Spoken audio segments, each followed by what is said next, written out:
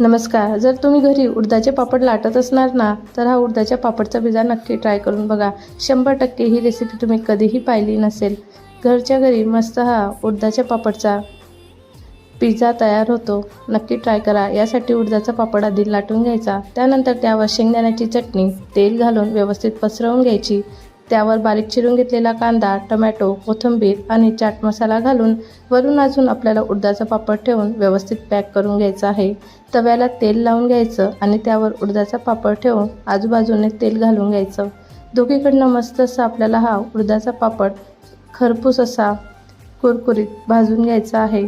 अगदी 5 ते 10 मिनिटामध्ये मस्त असा आपला हा उडदाचा पापडचा पिझ्झा तयार होतो.